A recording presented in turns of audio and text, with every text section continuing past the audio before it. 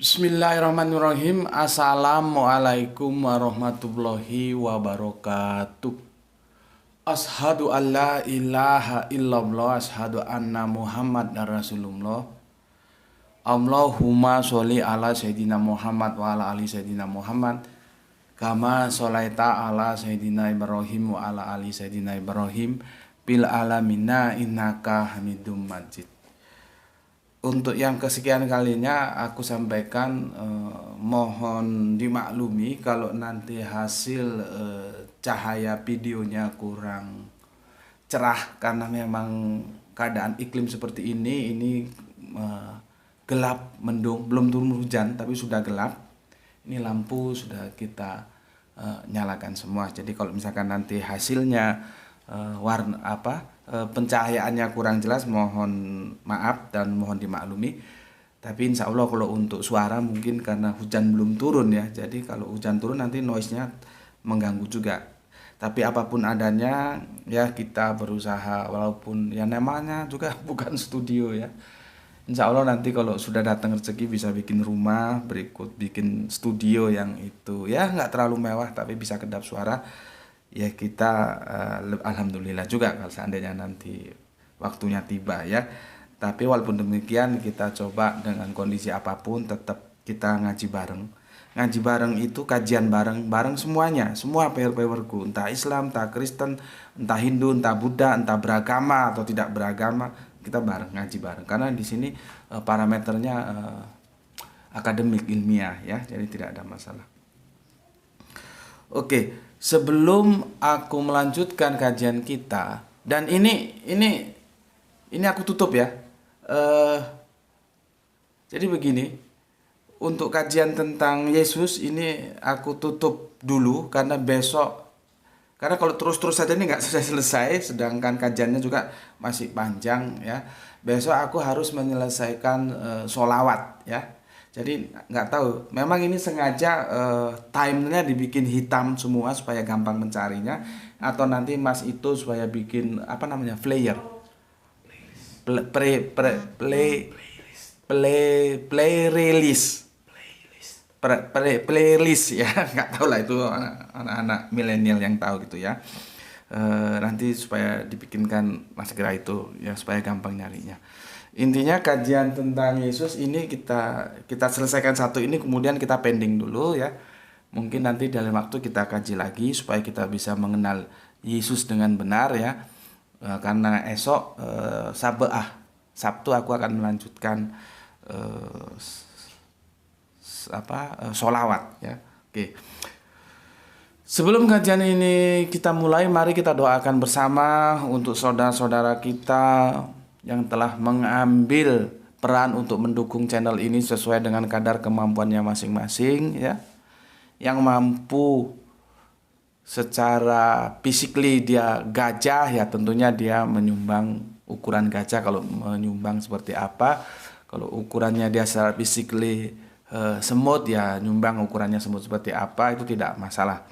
Atau dia nyumbang kemampuannya apa yang dia bisa, tidak ada masalah ya, jadi proporsional saja. Dan untuk mereka-mereka yang setelah memberikan dukungannya ya, kita ucapkan terima kasih, semoga itu menjadi catatan langit amal soleh bagi mereka dan keluarga ya, sehingga channel ini ya minimal masih sanggup bayar internet lah. Ya, masih sanggup bayar internet, karena kalau sudah nggak sanggup bayar internet ya selesai, kita nggak ketemu ya. Karena kalau munggah itu kuota yang diperlukan lebih banyak daripada yang biasa-biasa. Begitu juga untuk teman-teman semuanya yang telah memberikan doa baik untukku, aku ucapkan semoga kebaikan doa itu kembali kepada kalian semua. Oke, minum dulu kopi Aceh ini. Nggak tahu ini yang robusta atau yang arabica. Mungkin yang robusta ini karena ada kecut-kecutnya ya, pahit-pahit kecut ini. Bismillahirrahmanirrahim. Terima kasih Dr. Tarmizi ya, yang ada di Aceh, di Banda Aceh. Beliaunya dosen juga ya. Nanti kalau sudah jadi gubernur jangan lupa Gus Beti.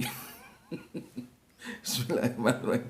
Syukur-syukur aku doakan jadi gubernur, nanti kalau sudah jadi gubernur bikinin rumah Gus Betik ya supaya nggak ngontrak terus berikut studionya. Terima kasih, ini kopi Acehnya. Oh, sangat aku nikmati. Berikut kopiannya ya. Bismillahirrahmanirrahim. Oke. Aku akan sampaikan karena kalau tidak aku sampaikan aku merasa bersalah dan aku merasa berdosa ya. Sebuah apresiasi kepada saudaraku yang semoga kalian semua di sana di Tanah Karo ya di Sumatera Utara, kalau aku agak kesininya di Siantarnya ya. Semoga sehat selalu bersama keluarga, bahagia bersama anak dan bersama istri di rumah ya, ataupun sedang akan mempersiapkan liburan besok ya. Kepada Kang Mas, kalau Jawa itu menghormatinya Kang Mas, kalau Batak itu Lae ya. Cuman beliaunya Karo, kalau kami di Siantar itu kan Toba, jadi bahasanya beda memang. Untuk Lae AG MTH, semoga dari MTH bisa segera menjadi doktor ya, kita doakan. Beliau ini dosen bahasa Yunani. Dan lewat beliaulah aku mendapat ilmu ya, karena dulu aku kira bahasa Yunani itu ketika diaktualisasikan dalam literatur tulisan ya, bukan dalam verbal, itu hurufnya besar semua. Ternyata tidak ya, dan itu aku diberitahu oleh Kang Mas AG ini. Beliau dosen di sekolah teologi ya. Dan terima kasih, itu ingat aku kira-kira beberapa hampir setahun yang lalu ya diingatkan. Ya memang sih, karena kenapa dulu aku salah, aku kira bahasa Yunani itu dalam huruf-hurufnya nggak ada huruf besar huruf kecil. Karena setiap aku baca surat-surat yang itu dalam edisi Yunani itu aku lihat hurufnya sama semua dan besar semua gitu. Jadi kesimpulannya begini, dalam huruf-huruf Yunani itu ternyata ada huruf besar dan ada huruf kecil seperti Latin. Tetapi yang aku baca surat-surat Paulus dan berikut-berikutnya itu biasanya biasanya loh ya, mungkin ada yang tidak biasa, itu ditulis dalam huruf besar semua. Disitulah waktu lalu aku salah mengambil kesimpulan bahwa Yunani itu tidak ada huruf besar huruf kecil, dan itu sudah dibenarkan. Terima kasih informasinya oleh dosen kita ini ya, dosen bahasa Yunani ya. Oke. Aku akan memberikan apresiasi kepada beliau, kalau tidak aku merasa bersalah nanti ya. Atas komentar beliau begini. Dan kebetulan kalau salah tolong dikoreksi, surat-surat Paulus itu ditulis dalam bahasa Yunani loh. Dan beliaunya ini dosen bahasa Yunani, artinya klop kalau beliaunya memberikan komentar ya. Jadi sesuatu itu kan kata Nabi kita kan serahkan kepada ahlinya, jadi klop kalau kita dengar komentar beliau ya, karena yang kita kaji kemarin kan suratnya Paulus dan itu biasanya dalam edisi bahasa Yunani dan beliaunya juga dosen bahasa Yunani. Kita lihat komentarnya dan kalian bisa baca ya di komen kalian masing-masing. Begini kata Kang Mas AG MTH ini ya. Memang ayat ini tidak berbicara tentang Yesus adalah Allah.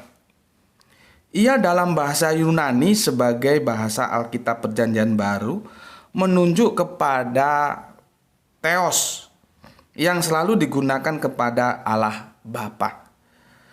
Jadi yang harus dimuliakan dalam teks ini adalah Allah yang telah mengangkat Israel sebagai anak dan yang menurunkan Mesias atau Kristus.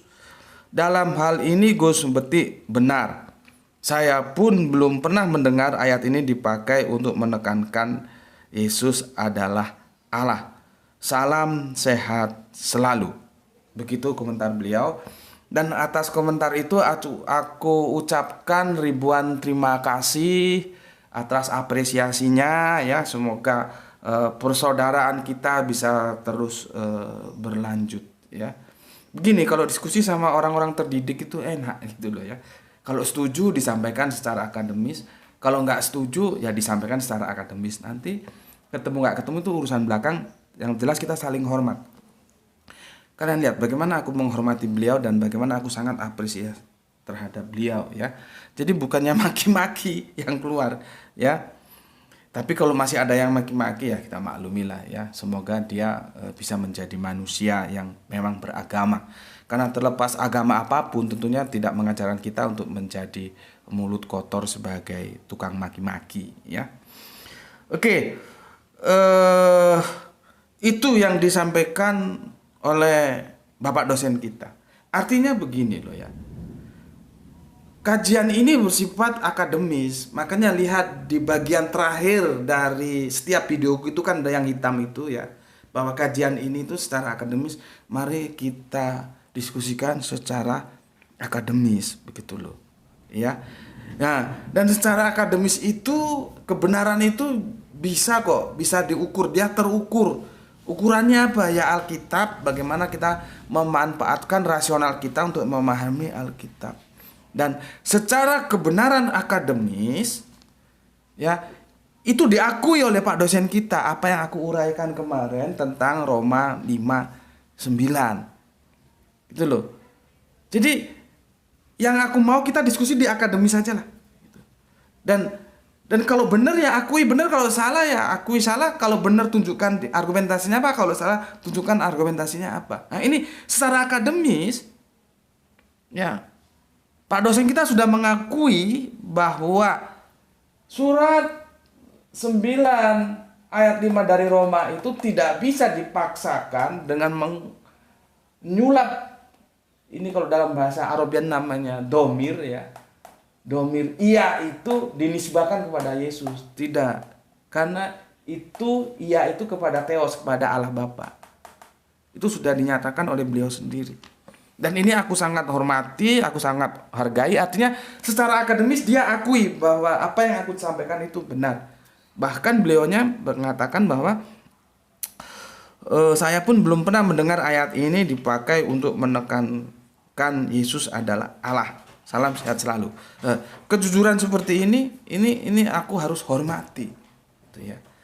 Karena kita berbicara dalam akademis, ya, aku harus hormati.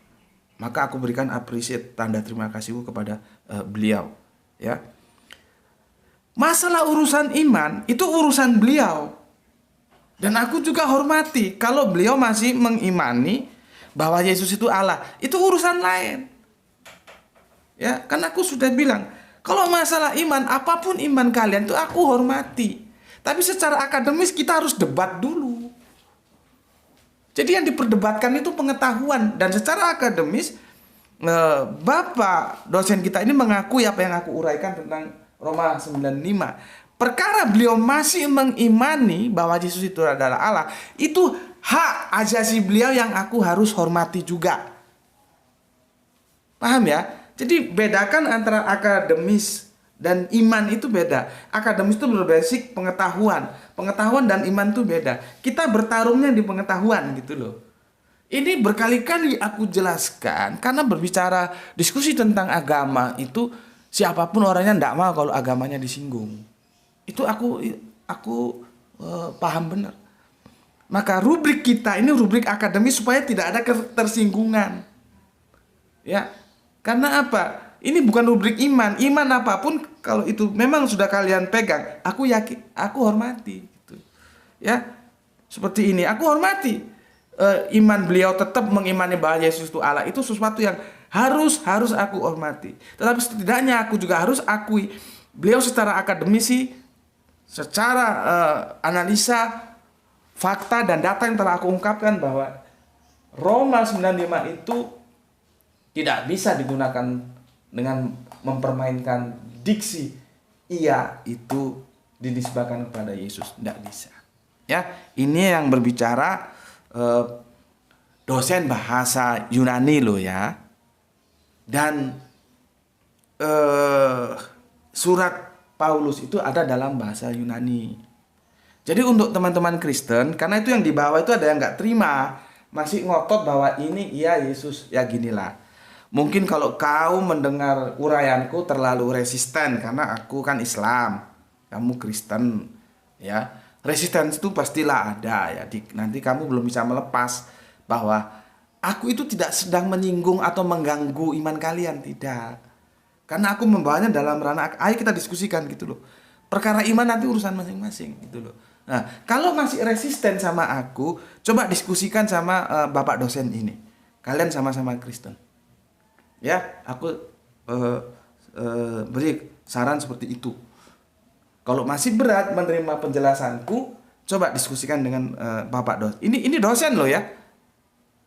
Ini dosen ini, dia punya modal untuk diskusi tentang itu. Silakan teman-teman Kristen sampaikan itu. Karena apa? Ini juga teman-teman ini semua supaya tahu. Ya. Yang aku dekonstruksi ini terjemahan. Begitu juga masalah ini sebetulnya aku tidak hanya mendekonstruksi Bible aja loh ya. Dalam edisi terjemahan. Aku juga mendekonstruksi Al-Quran terjemahan. Mohon diperhatikan ini. Jadi Al-Quran yang diterjemahkan bukan Al-Qurannya loh ya. Bukan Arabiunnya ya. Terjemahannya itu aku dekonstruksi juga loh. Karena aku banyak gak setuju dengan terjemahan-terjemahan Depak. Kalau yang setuju aku bilang setuju, kalau enggak aku bilang enggak. Seperti ini sebetulnya kasusnya, ini kan tentang domir, tentang kata ganti. Sama dengan di Al-Quran surat Az-Zukhruf 61, itu terjemahannya aku dekonstruksi loh. Ketika aku mengatakan bahwa Kanjeng Nabi Isa tidak turun lagi. Itu kan sama aja kan. Itu kan begini, wa innahu, sesungguhnya dia. Hu itu dia. Lah dianya itu kemana? Aku nggak setuju kalau dianya itu dilarikan ke Kanjeng Nabi Isa. Teman-teman yang mengatakan bahwa Al-Quran menginformasikan Kanjeng Nabi Isa akan turun lagi dengan menukil ayat itu, aku bantah. Itu hunya lari kemana? Kalau aku, hunya itu lari ke Al-Quran. Karena apa? Ada satu, itu kan ayat yang Az-Zukhruf 61 kan? Lihat ayat 60-nya itu pembatas. Baru yang alat 59-nya sampai kesana-kesananya itu berbicara tentang Kanjeng Nabi Isa. Jadi nggak bisa digandeng, ada ayat pemisahnya. Di situ sama dengan seperti ini. Cuma di sini iya, di ayat itu dia. Hu itu dia. Dianya itu siapa? Aku dekonstruksi. Jadi supaya teman-teman Kristen tidak merasa, oh aku serang, aku gencet, aku habisi gitu. Enggak, aku ngajak kalian berdiskusi. Dan aku pun melakukan yang sama terhadap terjemahan Al-Quran. Aku juga melakukan yang sama terhadap terjemahan Bible. Ini kan bukan Bible ini. Ini kan terjemahan ini. Ini terjemahan. Ini bukan Bible. Ini terjemahan Bible. Ini bukan kitab suci. Terjemahan kitab suci. Sama dengan Al-Quran ya. Lihat deh supaya kalian jelas. Cuman untungnya Al-Quran itu kan ada original teksnya. Ini Al-Quran, ini terjemahannya. Terjemahan ini aku dekonstruksi juga. Sama aku mendekonstruksi Bible ini. Ya, supaya apa? Aku jelaskan ini. Supaya kalian jangan merasa aku ini menghajar kalian. Enggak. Aku mengajak diskusi kalau kalian berkenan. Kalau enggak ya sudah. Karena kemarin ada yang sakit hati dibilang, gue seperti itu iblis gitu. Waduh. Aku dikatakan seperti iblis yang menggoda Hawa gitu. Enggak, ya karena dia sakit hati mungkin atau resistennya terlalu tinggi. Makanya aku bilang, ikuti kajian-kajianku kalau engkau merasa bisa menerima, kalau tidak tinggalkan. Ya. Dan aku pun ketika aku mendekonstruksi terjemahan-terjemahan Al-Quran, aku juga mendapat tantangan dari teman-teman Islam. Karena tidak semua teman-teman Islam itu setuju dengan apa yang aku lakukan. Jadi aku ini overlapping. Ya, passing over, lompatan. Karena apa?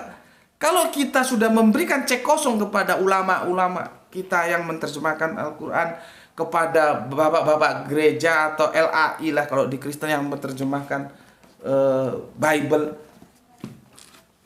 kesalahan-kesalahan masa lalu itu juga akan terwariskan sampai sekarang. Nah, aku ingin mengajarkan kepada teman-teman Kristen, Roma 9:5 ini seperti yang dikatakan Pak dosen kita, bukan mengatakan bahwa Yesus itu Allah. Dulu.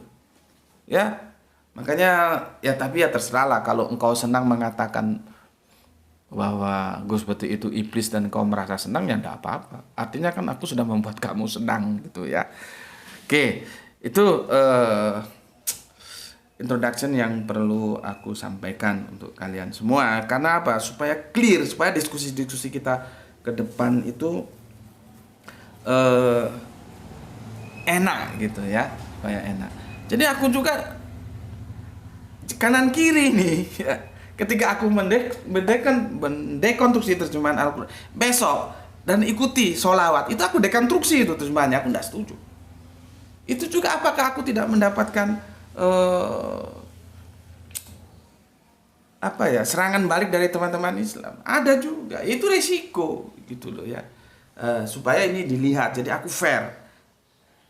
Aku mendudukkan Islam dan Kristen secara fair di atas meja yang sama, kita bedah secara akademis gitu loh.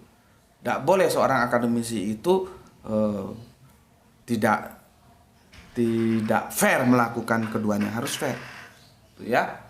Tuh, oke, mudah-mudahan ini dipahami ya. Kalau ini dipahami, kalau teman-teman Kristen aku sarankan begini loh. Kalau kamu merasa kuat mengikuti kajianku, ya ikuti. Kalau memang tidak kuat, jangan. Jangan. Karena aku sadar betul, apalagi karakter itu aku ngomong belak-belakan loh ya. Kalau orang yang nggak paham baru lihat sekali videoku gampang tersinggung. Padahal aku tidak punya keinginan untuk menyinggung kalian, enggak. Menyinggung siapapun aku enggak mau. Untuk apa? Aku ingin orang senang gitu loh. Ya. Oke lah, aku kira cukup ya, karena tajam. Analisa-analisa aku itu tajam. Ya. Kalau kalian tidak disiapkan, nanti jadi nggak enak kesana-kesananya. Di komennya itu kan nggak enak. Komennya itu teman-teman Kristen maki aja, bisanya maki kan justru aku ngeman kalian gitu supaya kalian juga dilihat, oh ternyata teman-teman Kristen ini mampu berpikir secara akademik dan itu Pak dosen telah mengajarkan kalian gitu ya. Karena maki-maki itu sudahlah, itu nggak pantas ya, itu bukan, nggak pantas lah dibawa ke peradaban sekarang ini, udah milenial kok masih gitu-gitu aja. Oke, selanjutnya tajuk kita kali ini begini. Ini aku hapus ya, semua aku hapus.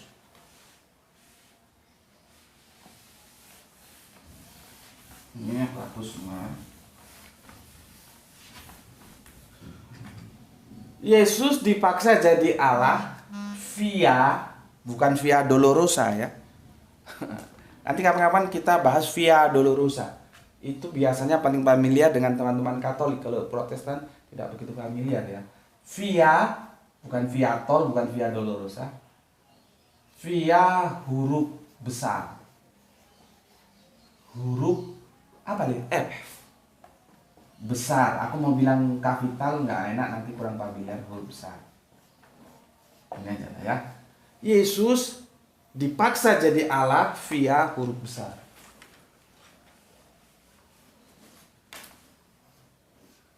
Via huruf besar. Ini judul kajian kita.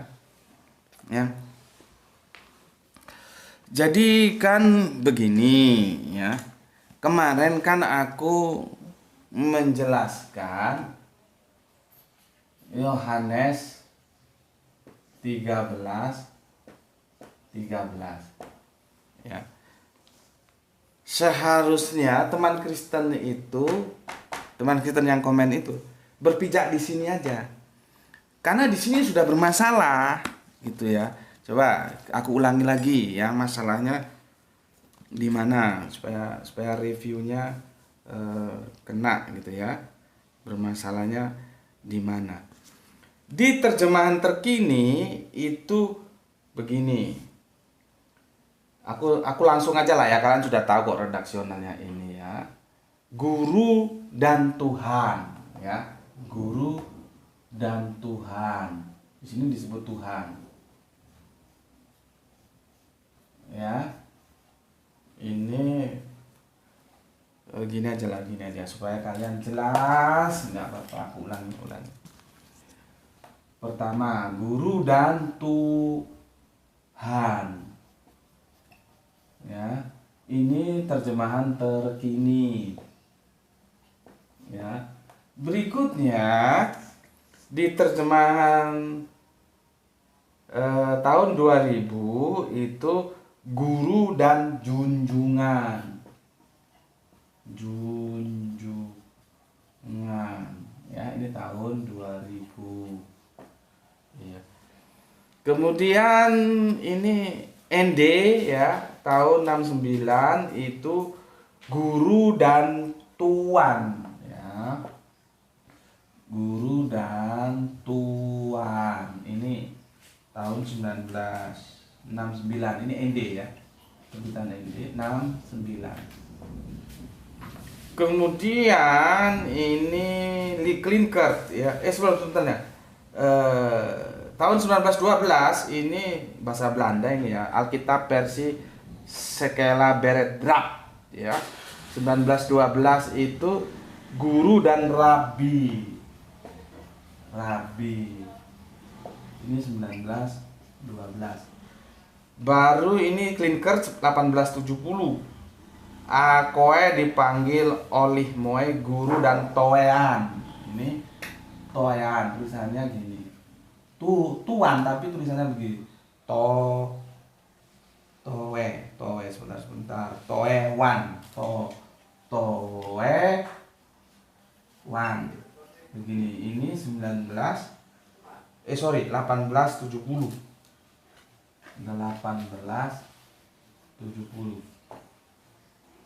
Oke. Ya. Oke. Habis ambilkan satu yang hitam. Ya. Begini.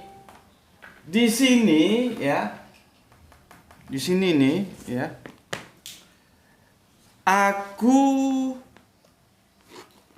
gini supaya clear. Di sini sebetulnya aku mengharapkan kalian menyelesaikan ini loh. Jangan lari kemana-kemana dulu. Artinya terjemahan, makanya aku bilang masalahnya kalau kita berbicara Bible itu kita bertarungnya di terjemahan. Sedangkan terjemahan itu belum tentu benar gitu loh. Sama seperti ini. Kemarin kan ada yang membela ini, dia anggap ini benar, ini sendiri bermasalah. Selesaikan dulu masalahnya. Bayangkan terkini itu Tuhan, tahun 2000 junjungan, tahun 69 tuan, tahun 19 rabi, tahun 1870 toean. Yang benar mana? Engkau menyebut aku guru dan Tuhan, guru dan junjungan, guru dan tuan, guru dan rabi, atau guru dan tuan. Belum lagi aku tambahi lagi yang keenam itu syahid. Apa ya? Sayyidan, iya. Sayyidan. Kalau kamu pergi ke Arab, orang Arab bawa Bibelnya ketemu dengan kamu, bisa rame. Karena dalam perspektif Arab yang namanya sayyidan ini tidak bisa bikin langit dan bumi. Ya, seharusnya di sini dulu. Ya, diselesaikan. Di sini dulu diselesaikan. Sebetulnya mana? Jangan kamu berpijak ini terus kamu anggap ini terjemahannya benar. Terjemahannya aja berubah 6 kali kok. Kalau aku koleksi Injil lagi, Injilku kan cuman ada berapa ini? Ya. Kalau aku lebih banyak lagi koleksi, bisa berubahnya lebih banyak lagi loh ya. Artinya apa? Yesus itu apakah Tuhan, apakah junjungan, apakah tuan, apakah rabi, apakah tuan, apakah syaidan?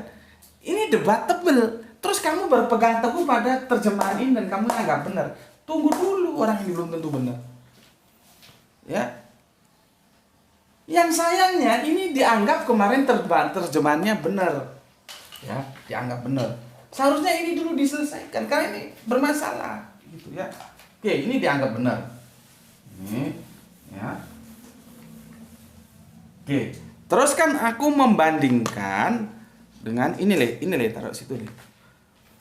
Membandingkan dengan Bapak Abraham ya. Mana ini? Oh, sini. Bapak Abraham ya. Sebentar, Bapak Abraham aku bandingkan di 1 Petrus. Kan komparasinya kan gitu kemarin.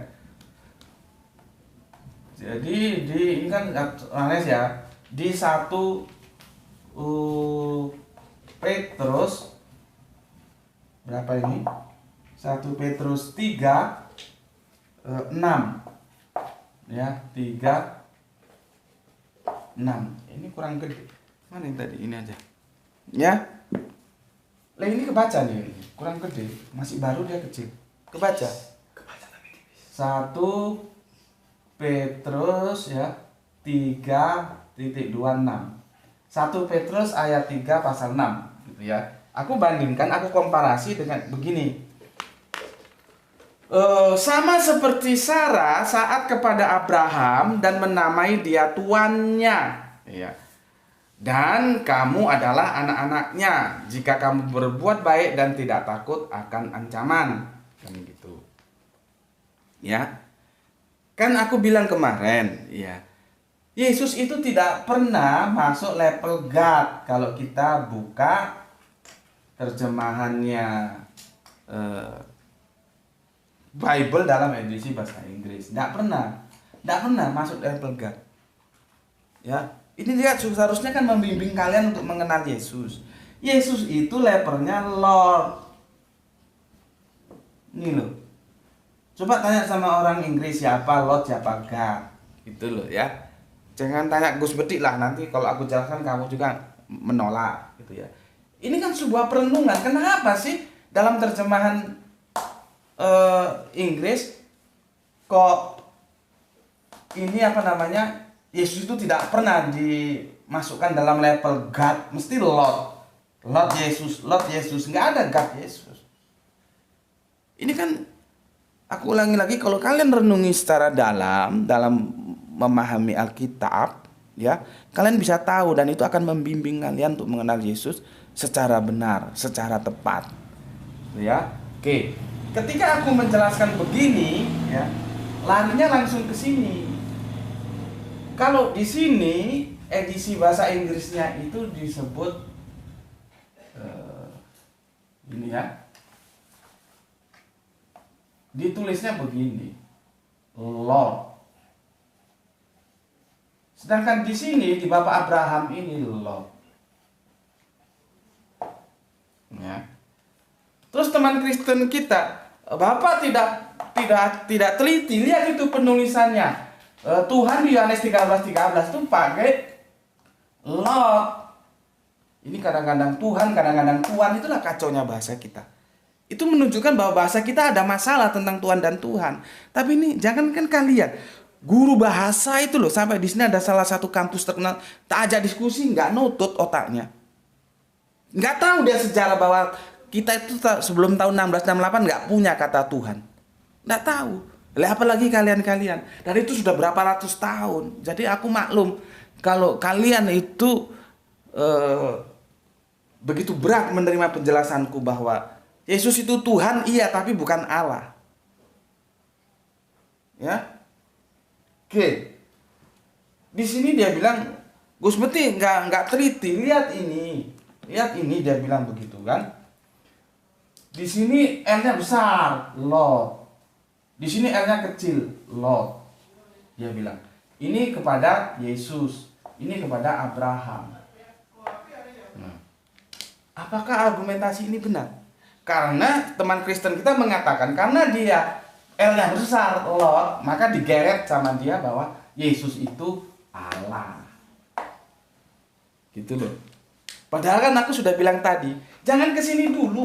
Selesaikan dulu polemik Yohanes 13:13 itu terjemahan yang benar mana. Karena ada 6 terjemahan yang disuguhkan ke kita dan semuanya beda. Gitu loh. Tapi kan dia sudah menganggap bahwa terjemahan yang terkini, yang engkau menyebut aku guru dan Tuhan, itu sudah absolut benar. Dan repotnya lagi, dia memahami Tuhan itu pasti Allah. Dan dia memahami lagi kenapa ini beda dengan di sini ya. Ketika ini dalam edisi bahasa Inggris, ini L-nya besar, ini L-nya kecil, ini Bapak Abraham, ini Yesus. Maka digeretlah dia, Lord L besar ini adalah Allah. Jadi dia menjadikan Yesus Allah itu via huruf besar. Paham? Via huruf besar, karena ini L besar. Apakah itu bisa dibenarkan? Nah, itu kita kaji sekarang. Ya. Oke, ini aku hapus lah ya. Aku hapus.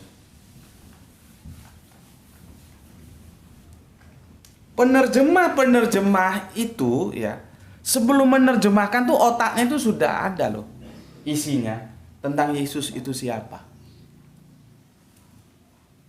Karena kan dia menerjemahkan berdasarkan apa yang ada dalam isi otaknya. Sepertinya gini loh, aku ya. Kasih sayangnya. Aku bilang sama temanku, apakah kamu tidak pernah mendapatkan kasih sayang? Kamu gini. Kamu jangan menutupi kasih sayangnya loh ya. Kasih sayangnya ya, kasih sayangnya ini sudah ada dalam otakku. Kalau nya itu yang aku maksud, kamu jangan menutupi rahmat rezeki yang diberi oleh Allah, maka aku menulisnya kamu jangan menutupi kasih sayangnya. Ya kan? Artinya dalam otakku sudah ada, baru aku tulis. Begitu juga kalau yang aku maksud dia misalkan dari ibu bapaknya ya, dia tidak pernah mensyukuri bahwa ibu bapaknya menyekolahkan dia, waktu kecil menggendong dia, mengasuh dia, dia pipis yang membasuh juga bapaknya, ibunya, terus aku bilang kamu jangan menutupi kasih sayangnya loh ya. Tapi nyanya itu bukan ke Allah, tapi ke orang tuanya, sebagaimana orang tuanya mendidik dia. Pasti aku nulisnya begini. Ya kan? Jadi masalahnya mau huruf besar, mau huruf kecil, itu karena sudah ada mindset di sini. Baru dituliskan, kan ada mindset, ada verbal, ada literal. Ketika dia masuk ke literal, sudah berubah. Literal ini berdasarkan apa yang ada di mindsetnya. Begitu juga penerjemah Yohanes 13:13, lotnya itu gede, ya.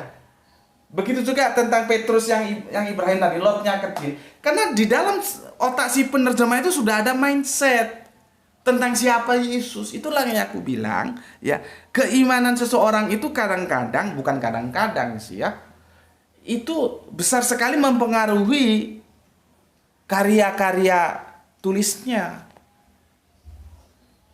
Itu loh. Ya, jadi apakah dengan demikian huruf besar dan kecil itu terus bisa untuk dikatakan oh dia Allah atau bukan Allah? Kan tidak. Karena apa? Masalahnya sudah terbentuk mindset. Kalian kalau tak kasih Injilnya dari teman-teman yang bukan Tritunggal, itu nanti lain. Tapi bisa juga sama. Ada dua Injil kan gitu, terjemahannya berbeda-beda. Ya.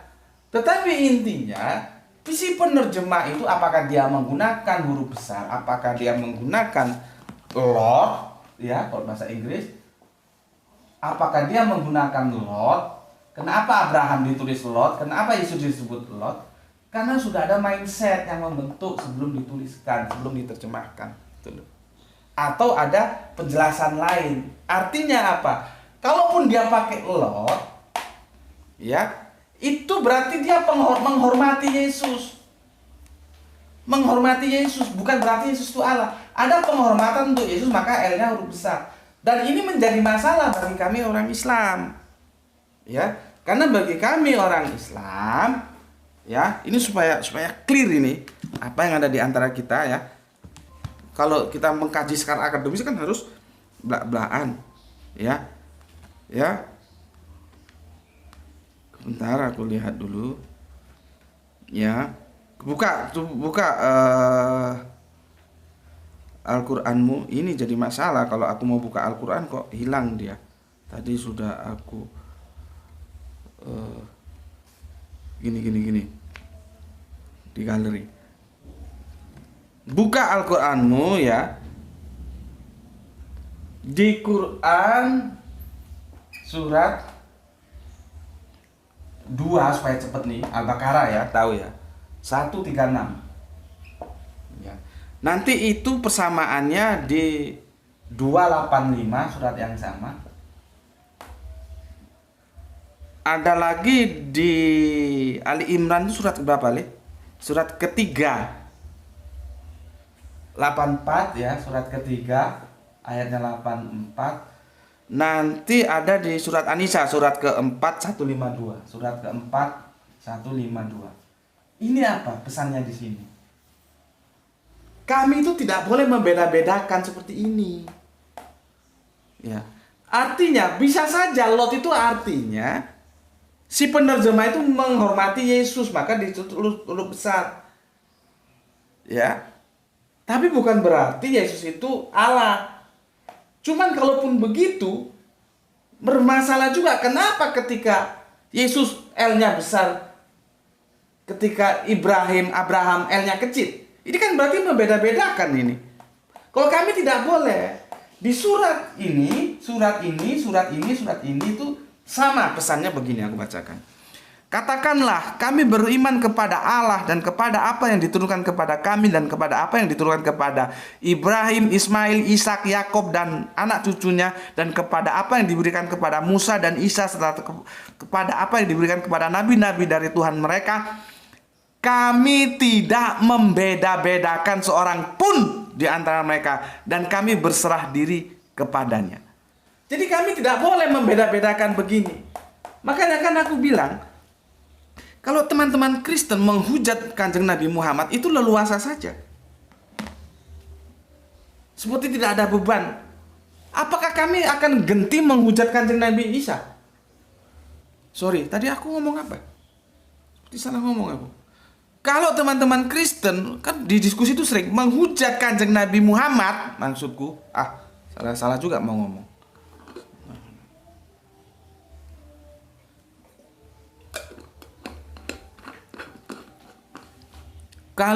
Kalau teman-teman Kristen menghujat Kanjeng Nabi Muhammad itu secara leluasa seperti nggak ada beban gitu loh.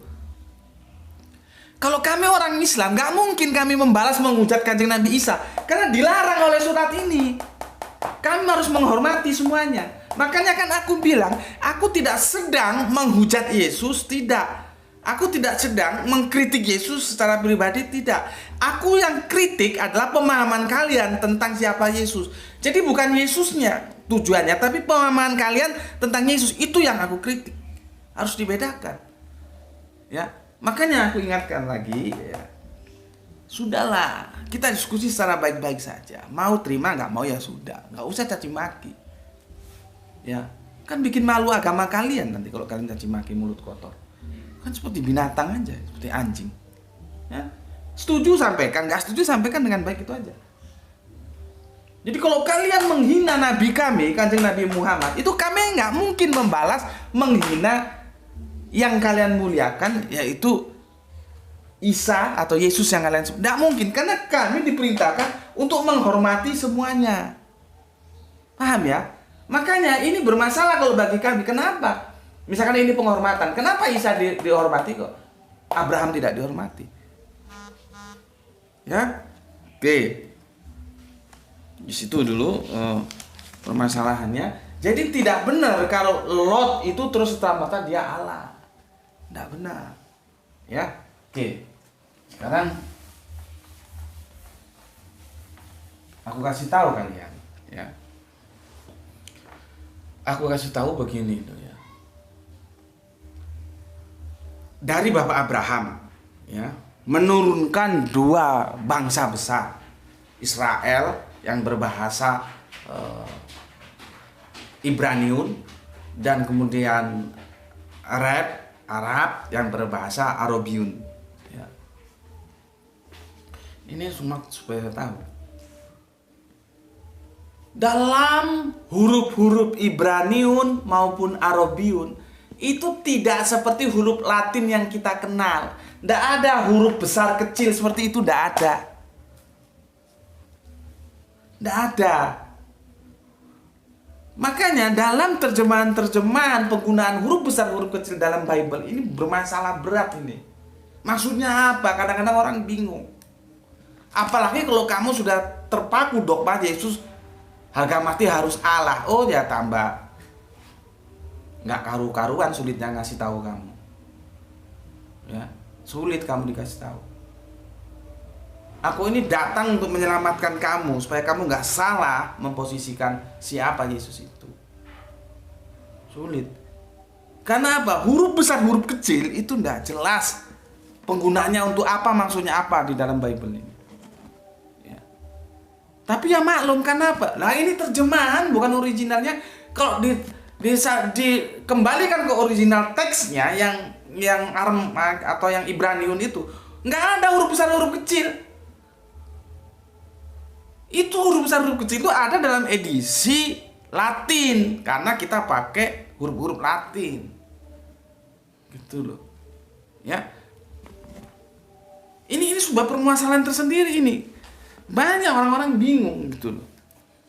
Kalau ada yang bilang, oh nggak bingung, kamu pura-pura bingung. Nggak bingung aja, kalau aku tahu miring. Dan aku tanya, kepalamu bisa miring juga. Jadi gini, varian ya. Aduh ini masih baru jadi dia kecil. Nampak lihat. Varians ya. Varians huruf dalam Alkitab ya. Huruf dalam Alkitab ya. Ya. Itu begini loh ya. Pertama, ini ada 3 kelompok ya. Pertama, ini begini. A. Nah. Ya. Ada lagi variannya begini.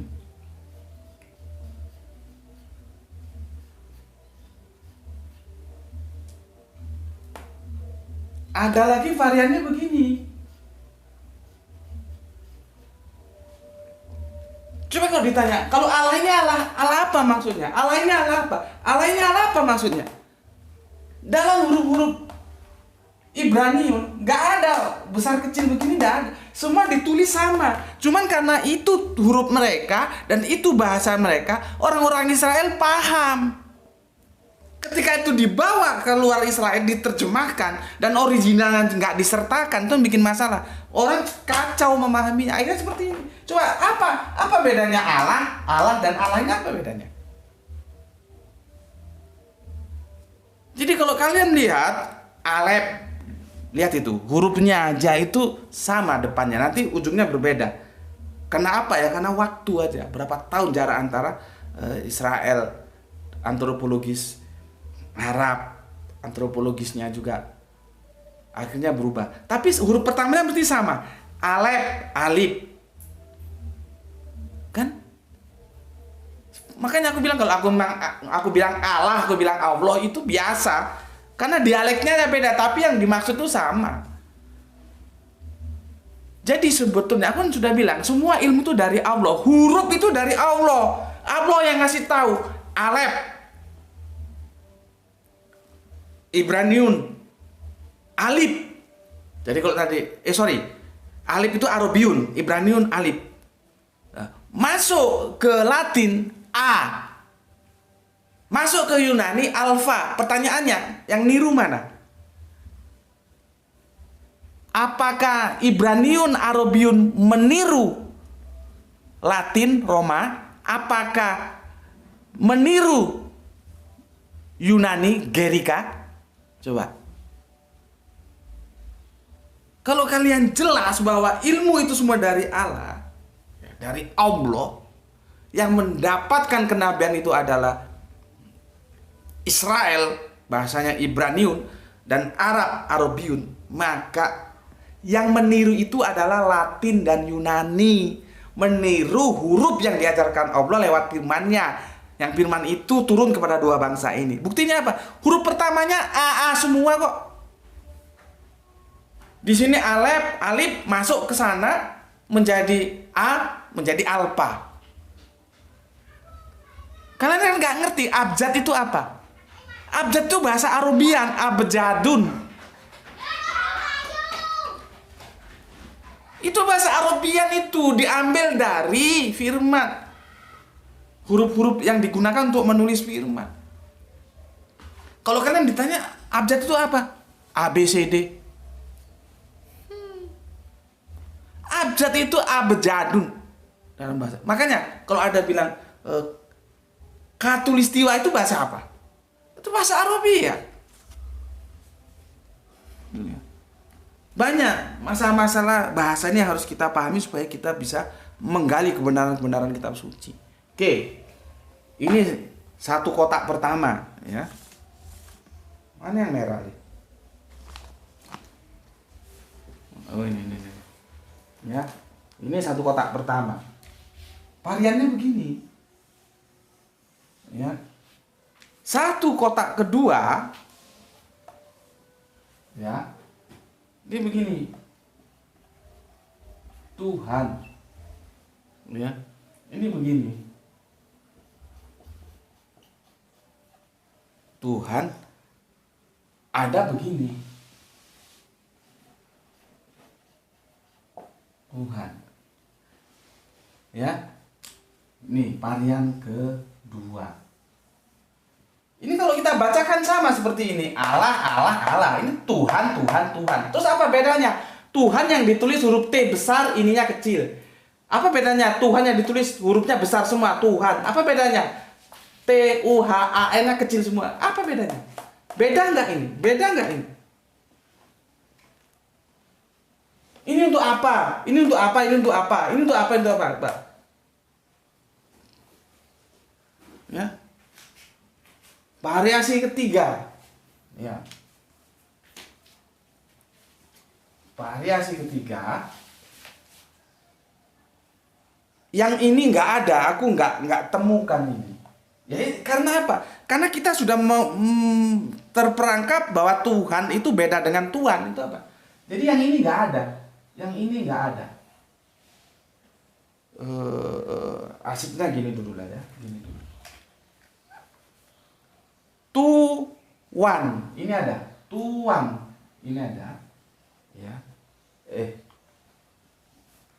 Tuan, ini ada. Ya.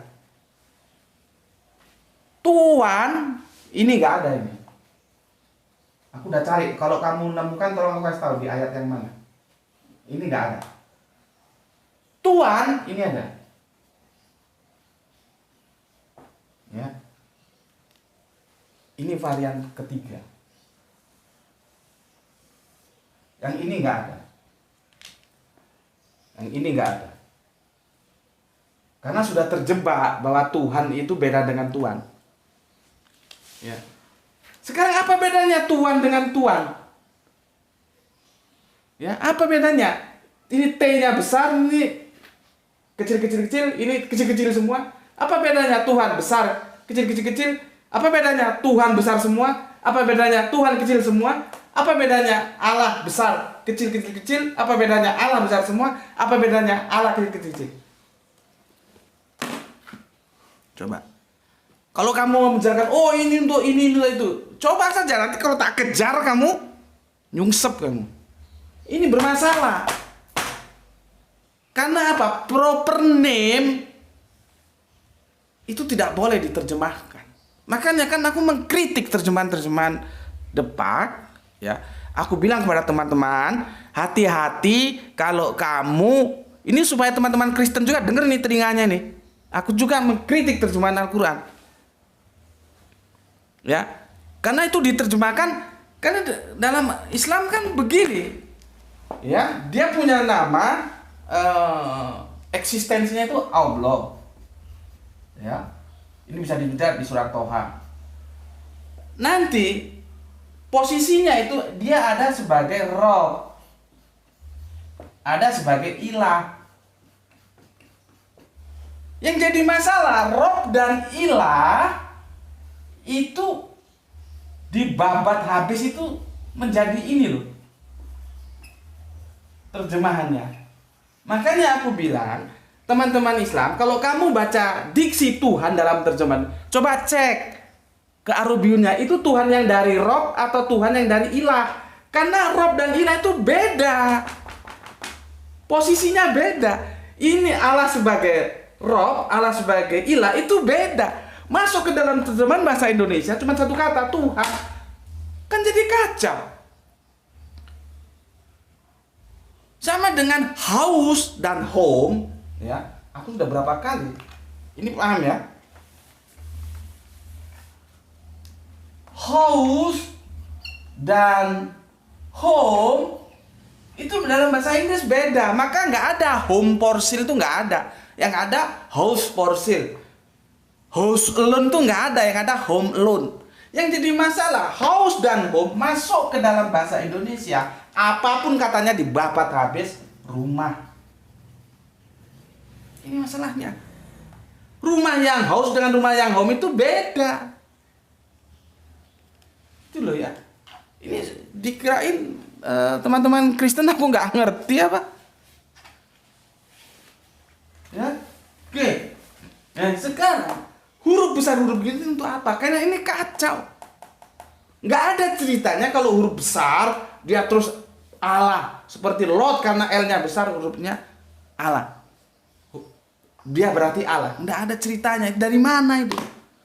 Sekolah di mana kamu? Aku ini bahasa Indonesia dapat 9, 10, bahkan sering 10-nya. Sampai guru bahasa Indonesia aku heran sama aku. Dulu kami ada 2 bahasa Indonesia itu, ada tata bahasa, ada sastra.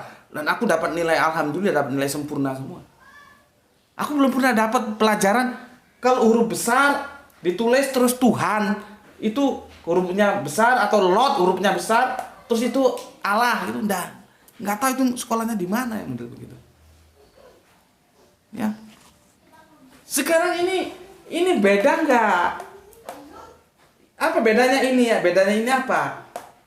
Bisa jelaskan? Kan nggak bisa. Jadi makanya aku bilang judulnya ini ya.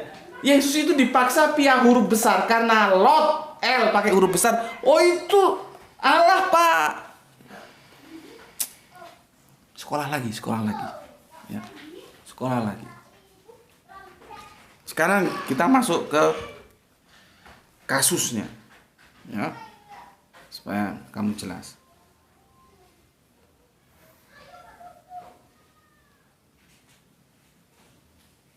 Sebentar.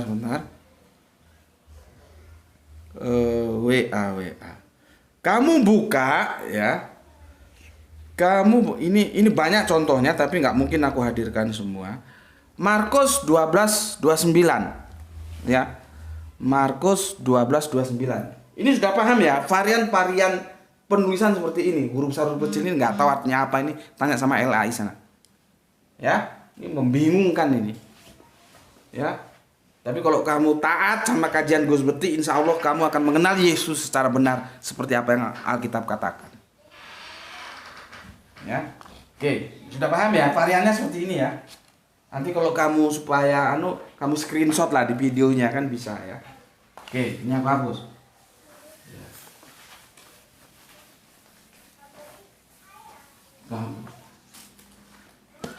Aku bacakan ya. Ini kita ke contoh kasus bagaimana bermasalahnya ini. Markus 12:29. Kitab Markus ya. 12:29. Aku komparasi dari Markus Ulangan 64. Ulangan 64. Ya. Ini kalau ini nggak ada proyektor ya. Kalau ada proyektor aku bisa tampilkan ayatnya, aku tinggal jelaskan nih. Sehingga matamu tuh bisa mengerti. Setelah mata zohirmu mengerti, mata batinmu juga mengerti. Dan itu membawa kamu kepada jalan kebenaran untuk mengenal Yesus. Ya. Apa? Ini kalau kita buka di catatan kaki ini ya. Sebentar, mana Injilnya Bapak Le? Ya. Ini ada catatan kaki ya, Markus 12:29. Tapi yang sudah familiar sama Alkitab ngerti lah ya. Ini jangan kamu tiap hari ke gereja tapi goblok juga nggak ngerti Alkitab. Ini ya, Markus 12:29 itu dinukil ini. Lihat catatan kakinya. Ini ya. Sudah, Le? Oke. Markus 12:29 itu dinukil dari Ulangan 6:4. Nih. Catatan kakinya bilang begitu. Kalau di sini kan langsung 2 ayat. Markus 12:29 sampai 30 dinukil dari Ulangan 6, 4 sampai 5. Ini aku breakdown per ayat aja supaya gampang kalian pahami. Ya. Markus, apa kata Markus? Begini, tulisannya ini ya. Kita kan ini berbicara tentang huruf. Markus 12:29. Jawab Yesus, hukum yang terutama ialah, dengarlah hai orang Israel, Tuhan Allah kita. Ditulis begini. Tuhan ya Allah. Ini contoh kecil aja ini. Betapa biang keroknya terjemahan-terjemahan ini. Tuhan Allah kita ya. Tuhan itu Esa ya. Ditulis lagi. Tuhan itu Esa. Padahal ini kan begini ceritanya. Ini ya, behind screen-nya Markus ini, Yesus itu memberikan sebuah kajian. Dilihat sama orang Yahudi loh, itu kok pintar sih orang itu. Lalu diutuslah, berapa? 1 jam sudah. Gak apa-apa ya, kita teruskan ya. Supaya besok aku bisa jelaskan sama kalian tentang sholawat ya. Kok dibikin 2 seri nanti panjang lagi waktunya. Langsung aja. Ya.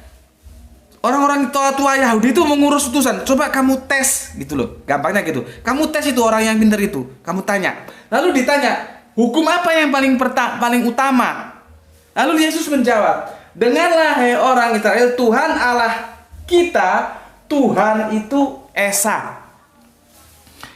Ini diambil oleh Yesus dari ucapannya seniornya siapa? Musa. Musa juga mengatakan begitu. Tuhan Allah kita, Tuhan itu Esa.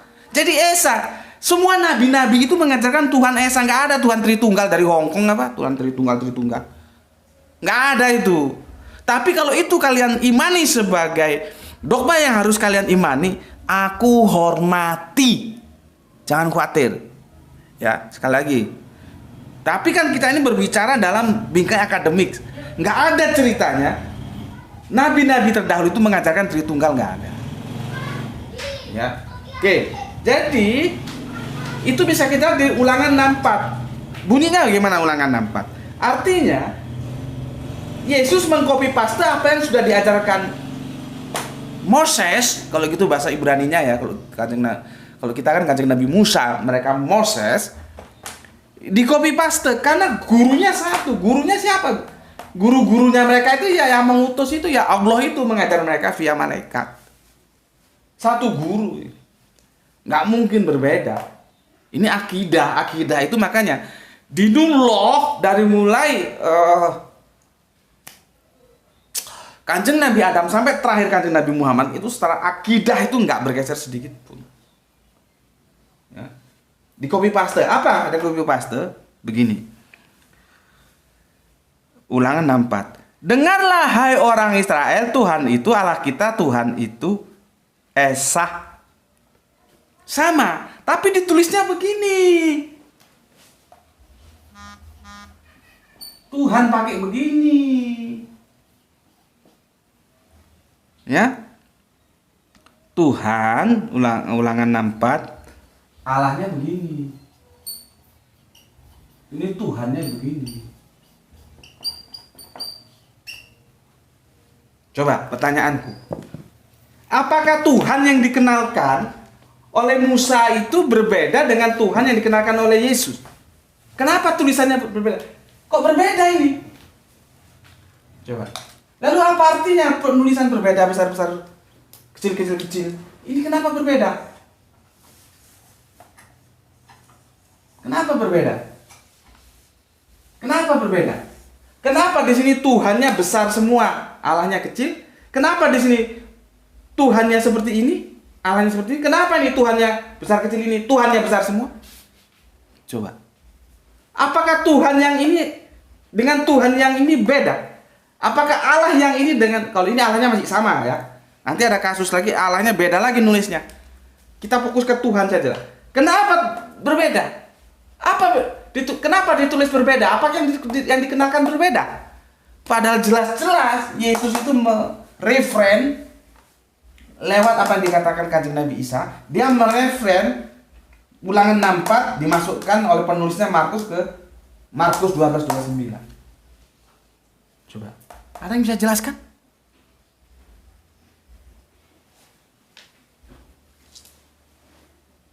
Seperti yang bilang tadi, kenapa? Apa sih maksudnya ditulis beda-beda itu bikin orang kacau aja. Ini Tuhan, T-nya besar, U kecil, H kecil, A kecil, N kecil. Ini Tuhan gede semua ini. T besar, U besar, H besar, A besar, N-nya juga besar.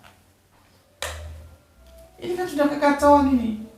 Kalau dikatakan misalkan, oh Pak, Tuhan yang ditulis pakai model besar kecil ini beda dengan Tuhan yang ditulis huruf besar. Berarti yang diperkenalkan Yesus dan Musa ini berbeda.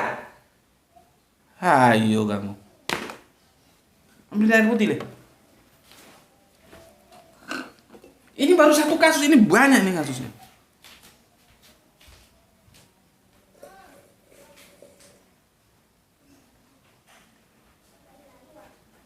Alhamdulillah. Tinggal ampas. Ya. Berbeda. Tulisannya berbeda. Kalau dikatakan bahwa beda tulisan beda makna, maka ini harus dibedakan. Padahal apa yang dikatakan Markus, apa yang dikatakan Yesus, itu sama apa yang dikatakan Musa kok ditulis beda. Dan aku ingatkan, Aramai, Ibrani nggak kenal huruf besar kecil seperti ini. Oke, satu kasus, ya. Terus kita lihat lagi sebentar. Taruh di mana? Ini Al-Qur'annya taruh sana.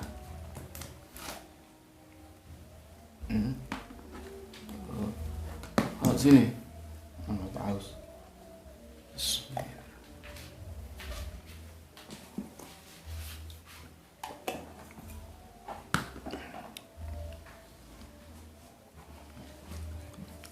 Kita membandingkan Kejadian 18:3. Ini sudah ya, ini kita komparasi ya.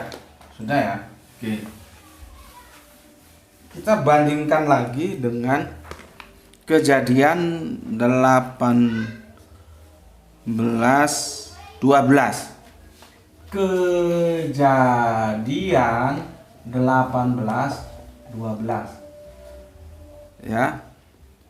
Nanti Bapak ingatkan ini, tunjukkan ke sana nanti ya, supaya om-om, bapak-bapak, mbak-mbak, ibu-ibu semuanya tahu ya bahwa ini valid, bukan yang aku ada-adakan. Nih, bentar aja, gini aja, nanti persatu-satunya kita tunjukkan. Ya, mana tadi? Kejadian 18:12 begini. Jadi tertawalah Sarah dalam hatinya, katanya, akan berahikah aku setelah aku sudah layu, sedangkan tuanku sudah tua. Di sini begini, tuanku, begini, sudah tua. Kita bandingkan dengan Kejadian 18:3. Kejadian 18:3 ya. Ini tentang, kalau kalian baca ya, Kejadian 18:3. Nih. Kejadian 18. Ini itu. Nih. Ya. Sudah jelas? Sebentar. Lihat ini, tuanku. Tuanku yang di depan hurufnya besar, yang di atas T-nya besar, yang di bawah T-nya kecil. Padahal itu yang diajak omong tuh orang yang sama, objek yang sama maksudku. Tapi sudah berubah-berubah tulisannya. Terus kamu ngomong kalau T-nya besar, terus itu Allah gitu. Kalau Lot, L-nya besar itu Yesus salah, kan jadi kacau. Ya, oke, kita lihat. Peristiwanya apa tadi? Abram tadi judul perikopnya, aduh, Kejadian 18:3 ya. Kejadian 18:3, Allah menjanjikan seorang anak laki-laki kepada Abram. Itu judul perikopnya. Ya. Kamu baca di sana, ya. Begini. Di Kejadian 18:3 begini. Serta berkata, Tuanku. Itu T-nya hurufnya besar. Oke lah, tidak masalah ya.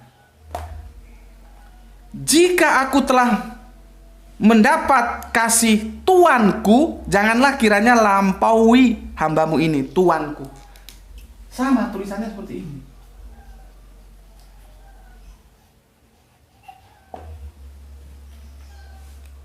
Sama tulisannya. Sama. Ya. Kalau tadi kan beda tulisannya. Ini sama tulisannya. Ini sama. Pertanyaannya, apakah Tuanku di kitab Kejadian ini akan kamu samakan dengan Tuanku yang ada di kitab Kejadian 18:13 ini? Akan kamu samakan? Akan kamu samakan? Kalau karena tulisannya sama. Seperti tadi. Hal yang sama tulisannya beda. Ini hal yang beda tulisannya sama ini. Kalau kamu baca satu perikop penuh, ini tidak sama. Yang di sini ini, ya, yang di sini ini, yang dibilang Sarah Tuanku ini adalah suaminya, yaitu Bapak Abraham. Yang di sini ini maksudnya tamunya Bapak Abraham, yaitu apa? Allah. Kalau kita baca perikopnya itu karena itu membingungkan itu. Karena habis Tuhan, Tuhan. Nanti belok lagi Tuhan, Tuhan lagi. Padahal yang diajak ngomongnya itu aja. Allah atau utusannya lah ya. Karena apakah itu Allah atau malaikat kita tidak tahu. Yang jelas Tuanku di sini dan Tuanku di sini itu beda, tapi ditulis sama. Akan kalian anggap sama karena tulisannya sama? Coba. Ini kan kebalikan yang tadi.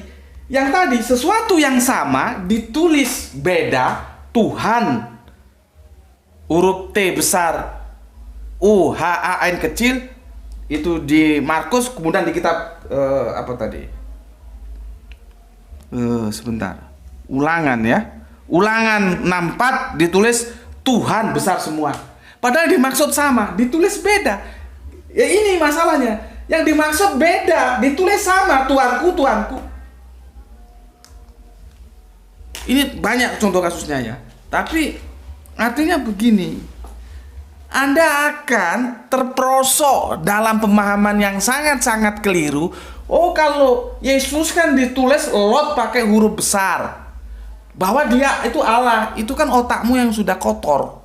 Harus dibersihkan lewat kajian ini. Supaya kamu mengenal Yesus secara benar, bukan cara keliru. Karena apa? Huruf besar, huruf kecil penggunaannya di dalam Alkitab itu membingungkan. Berikutnya lagi, dalam huruf-huruf Ibrani tidak ada huruf besar, huruf kecil. Coba. Ya. Yang sebetulnya aku akan menjelaskan tentang Allah yang imanen, ya. Allah yang transenden, ya.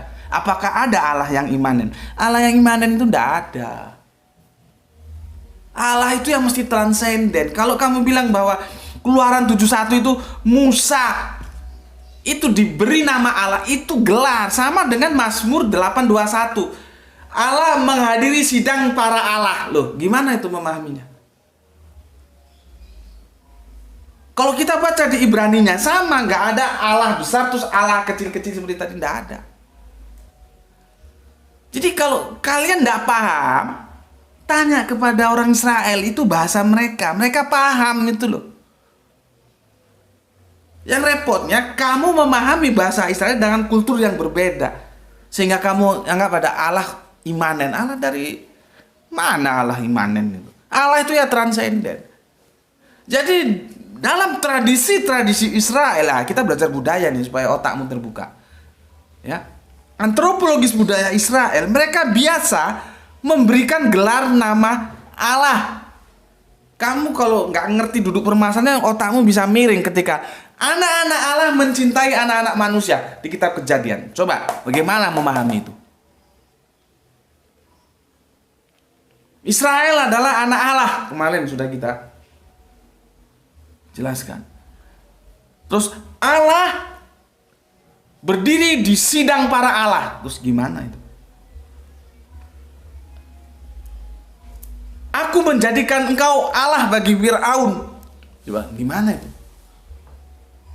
Kalau kamu lepaskan kultur atau antropologis budaya Israel, modar gue, nggak akan benar kamu memahami Alkitab. Kalau mereka tahu, karena itu hal-hal yang biasa bagi mereka, naturali. Tapi bagaimanapun mereka tetap mengatakan bahwa Allah itu transenden, bukan imanen gitu loh. Ya, karena ini juga kalau di hurufnya ini menjadi gini loh, ya. Sebentar. Mazmur 8:21. Tulisan Allahnya beda. Lihat ini. Beda kan? Yang pertama pakai A besar, yang kedua Allahnya kecil semua itu. Ini kalau dikembalikan ke huruf original teksnya, nggak ada bedanya penulisannya, karena mereka nggak kenal huruf besar huruf kecil. Ya, aku tambahkan lagi, ya. Ini dua kasus ini cukup lah ya, sebetulnya banyak. Ini sudah 1 jam lebih, ya. Aku tambahkan lagi, variannya itu begini. Dalam seperti yang tadi aku jelaskan, ada lagi varian begini kalau digabung. Tuhan, ini gede semua ini. Tuhan, ini ini gede semua. Nanti Allahnya kecil. Allah. Ini Tuhan. Ya. Nanti ada kebalikannya. Ya. Tuhannya kecil, Allahnya gede. Ini loh, ini artinya apa? Bermasalah lagi nih, karena ini sudah dua nama, Tuhan dan Allah. Sedangkan kita breakdown per nama aja kita bingung. Apa bedanya Tuhan dengan Tuhan? Apa bedanya Allah besar semua dan Allah besar kecil-kecil? Gitu loh. Ya. Aku kira udah cukup lah ya. Sudah gini Le, coba Le. Supaya ini yang aku maksud tadi. Ini.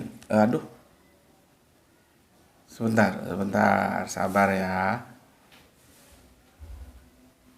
Lihat yang paling atas, Markus 29:29. Itu penulisan Tuhannya kan beda itu, huruf besar-besar semua. Yang atasnya itu Markusnya itu T-nya yang besar, lainnya kecil. Iya kan? Ya nampak Le. Tuh. Jadi begitu keadaannya.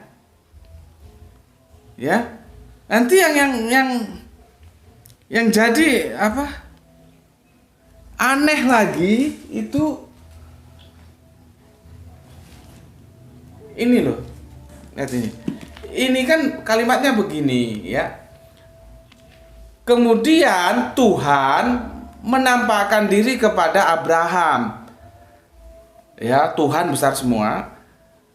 Dekat pohon Tarbantin. Ini Kejadian 18:1 ya.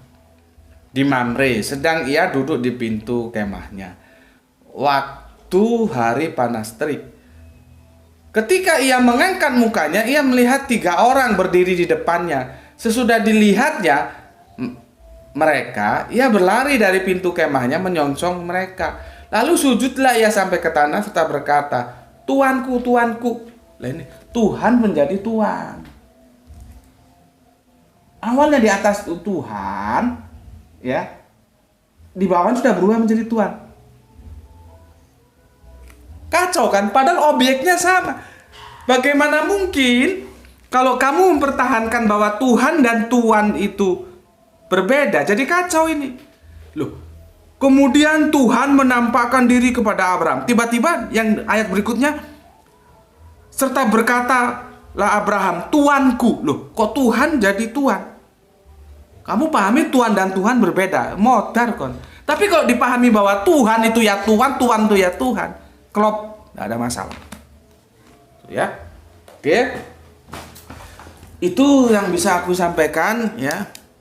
Seperti biasa-biasanya, Anda setuju, silahkan diambil. Anda tidak setuju, buang, nggak ada masalah. Untuk teman-temanku yang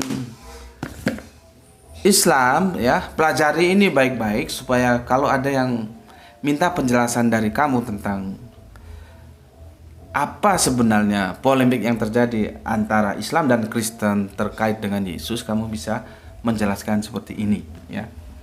Bentar, minum dulu.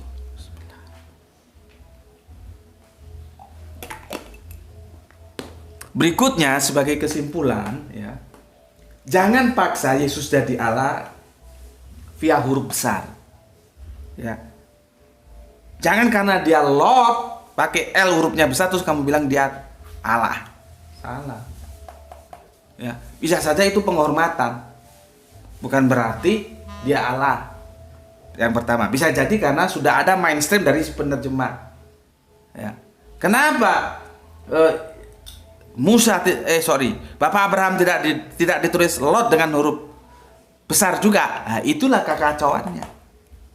Seharusnya ditulis juga dengan huruf besar. Cuman kan yang jadi masalah, ternyata aturan main penulisan Bible huruf besar huruf kecil itu bermasalah. Maka dari itu judulnya kan Yesus dipaksa jadi Allah via huruf besar. Kalau kamu mempertahankan argumentasimu karena ditulis Lot dengan L huruf besar maka dia Tuhan, maka dia terus kamu geret menjadi Allah, itu salah besar. Ya, kamu memaksa Yesus jadi Allah via huruf besar dan itu tidak benar seperti yang telah aku sampaikan. Penggunaan huruf besar huruf kecil itu membingungkan di dalam terjemahan-terjemahan Bible. Itu dari aku ya. Matur nuwun, sampai ketemu lagi. Bismillahirrahmanirrahim. Alhamdulillahirabbil alamin.